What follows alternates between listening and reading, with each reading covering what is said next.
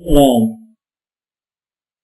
ये प्रवचन परम श्रद्धेय स्वामी जी श्री राम सुब्बा जी महाराज द्वारा दिनांक 10/10/91 को प्रातः बजे उसी प्रार्थना के बाद श्री मुरली मनोहर धोरे कर दिए गए। राम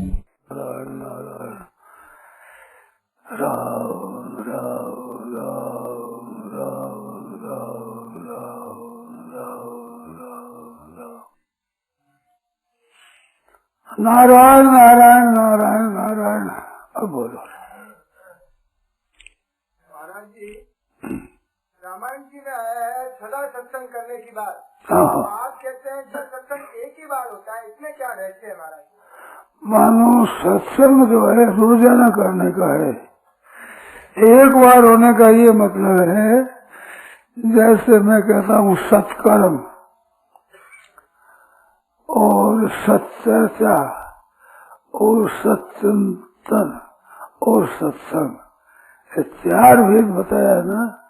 उसमें सत्य के साथ में जो संबंध है वो अगर पहचान ले तो एक बार का किया हुआ सदा के लिए हो जाता है।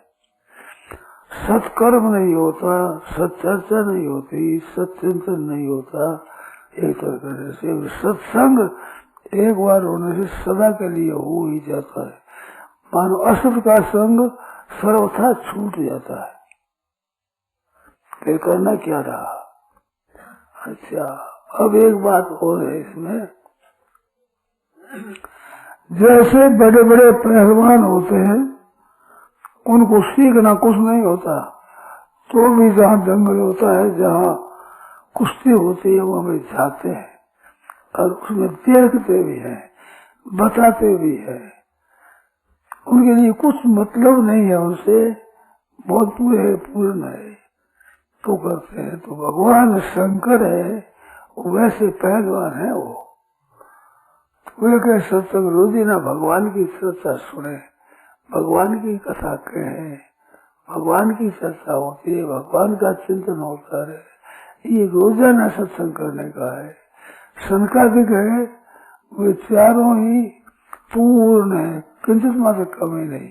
फिर एक तो सुनाते हैं, तीन सुनते हैं, एक श्रोता बढ़ जाता है, तीन श्रोता बढ़ जाते हैं, एक वक्ता बढ़ जाता है, तो वक्ता कहता है, श्रोता सुनते हैं। तो ऐसे भगवान की चर्चा चलती रहनी चाहिए। चरित्र सुनाई तभी ध्यान, ध्यान सुन करके ध्यान को भी छोड़ करके भगवान की चरित्र सुनते हैं। तो सत्संग दो तरह का होता है। एक भगवान के चरित्र जो आस्तिक भाव है, परमात्मा सगुण के विषय में वो चर्चा होती है। एक निर्गुण निराकार तत्व की होती है। जहाँ रामायण में प्रयागराज का वर्णन आया है, वहाँ भक्ति को पता है सुर से ही धारा। जहाँ भक्ति है वो क्या है? वो है सुर सहित, मानो गंगा जी, गंगा जी की धारा वो तो है भक्ति है ना। भक्ति जहाँ सुर से ही धारा और सर से ही ब्रह्म विचार पर सारा। और विधि निषेध में कालीमा धारणी, विधि निषेध यूँ करना चाहिए, यूँ नहीं करना चाहिए। ये कालीमा धारणी कर्म का था, कर्म भक्ति विज्ञान और अंतःशरीरा है वो सरस्वती। सरस्वती भीतर में है। त्रिवेणी कहते हैं वह तीन धारा, दो धारा यार मिलती है, अंतःशरीरा है उसका नाम सरस्वती का। भीतर ही जल होता है, उसका लाल वर्ण होता है, इसका सफेद वर्ण होता है, उसका काला वर्ण होता है जमुना जी का। ये तीनों मिलती है, वो त्रिवेणी है। तो त्रिवेणी में ज्ञान अंतःशरीरा है, तो वो ज्ञान सरस्वती है ना। सर से ही ब्रह्म विचार प्रसारा, ब्रह्म का विचार करना। तो ब्रह्म का विचार है, वो करने में जो रोजाना करना है। पर बोध हो जाना वो तो हो गया, सदा के लिए हो गया। पर सदा के लिए होने पर भी जैसे पहलवान जाते हैं दंगल में, देखते हैं, वो भी उनको भी रस आता है, वे भी बताते हैं, बात कहते हैं, तो उनको भी सदा करनी चाहिए। ऐसे ही भक्ति वाले सदा करनी चाहिए। विधि निषेध में है, उसमें इतनी सदा की जरूरत नहीं है। ऐसा करना ऐसा नहीं करना, उनमें सदा की बात नहीं है। फिर भी जहाँ विधि निषेध होता है उसकी बात होती है। तो 3 तरह की हुई है कर्म कथा, जो विधि निषेध में कलिमल हरणी कर्म कथा रविनंदनी वर्णनी, ये जमुना जी है। जमुना जी का काला जल है और उनका सफेद है गंगा जी का, उसका लाल वर्ण है सरस्वती का। तीनों मिल जाती है तो त्रिवेणी हो जाती है। तो त्रिवेणी में तीनों महात्मा होते हैं। अब सत्संग सदा करना तो भक्ति की और ज्ञान की तरह सदा करना है। विधि निषेध में कभी कभी वो बात, कभी ऐसा करो ऐसा मत करो, ऐसे बात है वो। जैसे एक होती है फुलवाड़ी, एक होता है बगीचे के रूख, एक होते हैं पहाड़ के रूख। 3 तरह के वृक्ष होते हैं। जो कच्ची फुलवाद होती है उसको रोजाना जल देना चाहिए, और जो बगीचे के वृक्ष है उनको कभी कभी, और पहाड़ के हैं उनको तो कभी वर्षा हो जाए तो नहीं होता है बस। तो वे एक वर्षा में चल होने पर 12 महीना रहते हैं हरे। और बगीचे के रूखों को जल रोजीना मिलता है, और जो रोजीना इतना नहीं जितना कच्ची फुलवाद को, तो कच्ची फुलवाद को रोजाना मिलना चाहिए। तो भगवत भक्ति है, कच्ची फुलवाद है, आस्तिकता ही भाव है, इसको रोजीना सत्संग होनी चाहिए। और वृक्षों को भी रोजीना जल मिल जाता कच्चे फुलवाद के साथ साथ, तो भगवान की चर्चा होती है, उसके साथ ज्ञान की चर्चा भी होती है। और पहाड़ के वृक्ष है जो एक कर्म कथा है, नियम बना दिया, देखो भी अपना विवाह ऐसे करना है, अपने अवसर मौसर ऐसे करना है, ये अपने रीति ऐसी करनी है, दहेज इतना ही लेना, अधिक नहीं लेना है, ये है नियम।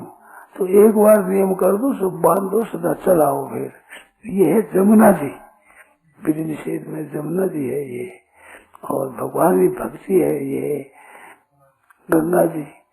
जो अंतर से जाए ज्ञान की चर्चा है, तो इनमें रोजाना करने की बात है भक्ति की और ज्ञान की, और कर्म कथा की वजह वर्णन नहीं है। तो वो भी है। एक बोध हो गया तो बोध करने के लिए सत्संग नहीं है। भगवान शंकर बोध करने के लिए सत्संग नहीं करते हैं, वो सदा सत्संग चाहते हैं। भगवान की चर्चा रोजाना होते रहे, सुनने की विलक्षण आनंद होता है।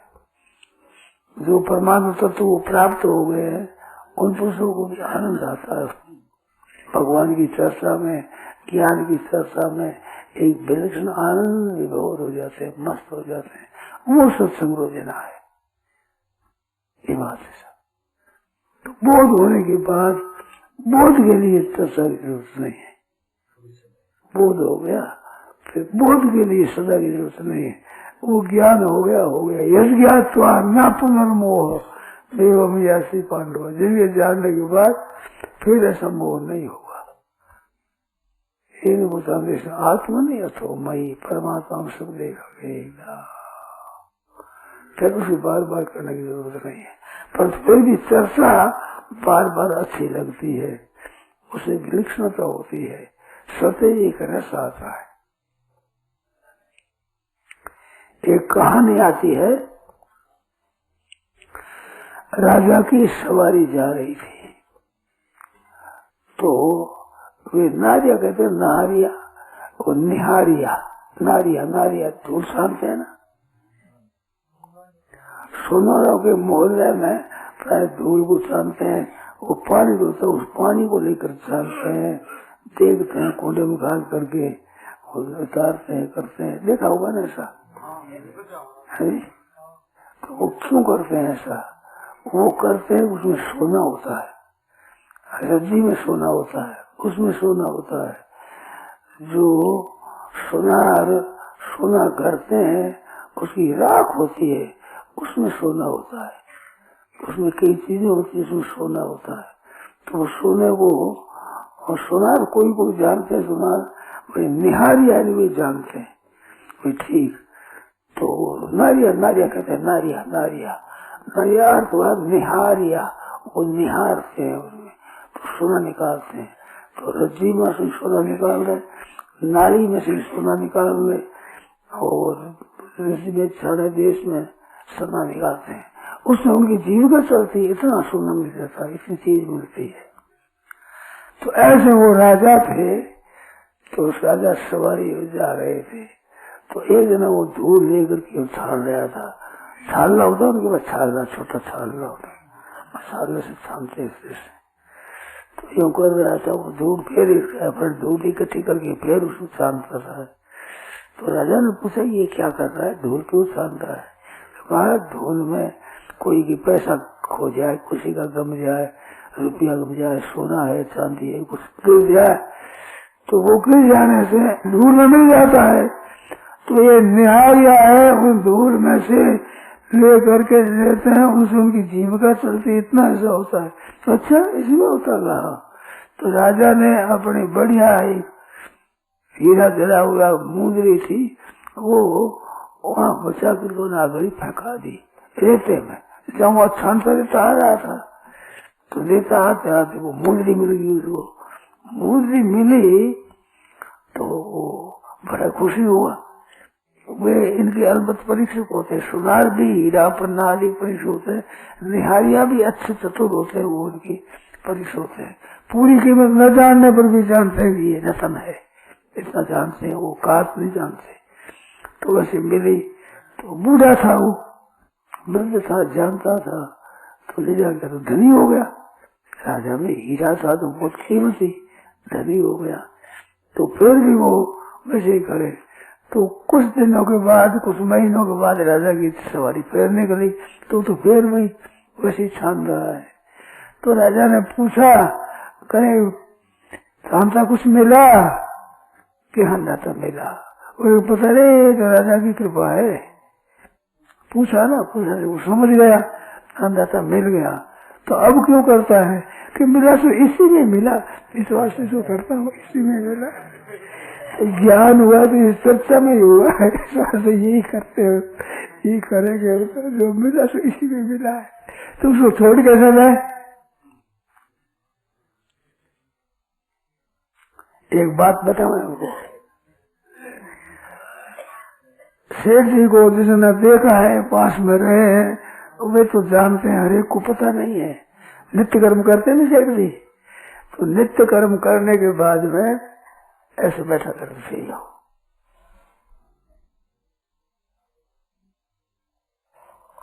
किसी को याद है भाई? कोई है नहीं, पास में रहने वाला कोई नहीं है, ऐसे बैठा करते थे। तो उसका तात्पर्य क्या था? तो पूछने से पता लगा, सेठ जी कहते थे कि श्वास का जप होता है, नाड़ी जप होता है कि नाड़ी जप। तो वो कहते थे कि ऐसे बैठा था, ऐसे बैठने से नाड़ी यहाँ है वो लगी खट खट खट, तो नाड़ी के साथ में नाम जप, राम राम राम राम राम राम, वो नाड़ी जप है। ये सेठ जी कहते हैं, और पुस्तकों में देखा नहीं है, तो पता नहीं। सेठ जी नाड़ी जप कहते थे, श्वास जप कहते थे, उपासु जप है, मानसिक जप है, साधारण जप है, ऐसे नाड़ी जप कहते थे। तो नाड़ी के सारे नाम में जाना, तो यूं बैठने से वो नाड़ी का पता लगा। तो नाड़ी की कृतज्ञता के कारण से रोजाना बैठते थे, इनसे हमें चीज मिली है इसका आदर करो, तो रोजाना थोड़ा बैठता रहे। तो मिला सो इसी में मिला, इस वास्ते उसका कृतज्ञ बनना चाहिए। तो सदा सत्संग करो, सत्संग के द्वारा मिला, अब नए मिलने की क्या जरूरत है, उसको मिलने की जरूरत नहीं है। इस वास्ते भक्ति सरोज अनुपाय, पद सरोज अनुपाय नहीं भक्ति और सुखा सत्संग, बार बार पर मांगू हर्ष देव श्रीरंग, पद सरोज अनुपाय नहीं भक्ति और सदा सत्संग, सदा जरूरत है। अब मेरे कभी कभी आश्चर्य आता है, सदत नहीं ऐसा, कभी कभी आता है कि मैं कहता तो वही बात हूँ, ना सतो विद्यते भाव, ना भाव विद्यते सत। हमारे में आधा श्लोक ही है बस, एक सत है एक असत है। अभी तो आप सुनते और क्या सुनते हो बताओ, इनमें नई बात बताओ। इतनी बात सुनते हैं फिर आप उगताते नहीं हो, ऐसे नहीं आते हो सब नहीं। एक व्याख्यान दाते तो कहा, स्वामी जी तो एक बात सुनाते हैं, हम देखो नई नई बात सुनाते हैं। स्वामी जी तो एक ही बात सुनाते हैं बस, सतर ऐसा करो।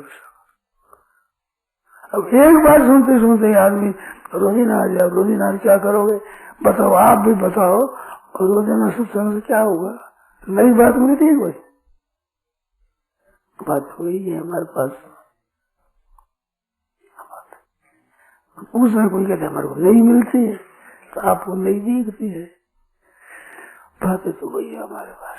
इस बात से रोजाना सत्संग करना चाहिए। हमारा खुद का मन करता है, मेरे कोई सुनावे ना तो सुनना भी मन करता है, तो सुनाता है, सुनना से सुनाता हूँ। रामचैतन्य जी महाराज थे, रामायण कथा कहा करते थे, याद हुआ आप लोगों को? तो उनकी रामायण कथा मैं सुनता था, तो उन्होंने मेरे को एक सर्टिफिकेट दिया, कोई लिख करके नहीं, कहा कि तुम्हारे को सुनना भी आता है तो सुनाना भी आता है। नहीं तो सुनाना जिसको आता है वो सुनना नहीं आता उसको, सुनता तो क्या देते हैं, सुनाना होता है तो सुनाते हैं, तो सुनने में क्या सुने? मेरे सुनाने में भी होती है, सुनने में होती है, हर एक जगह नहीं होती है, हर एक जगह सुनने की नहीं होती है।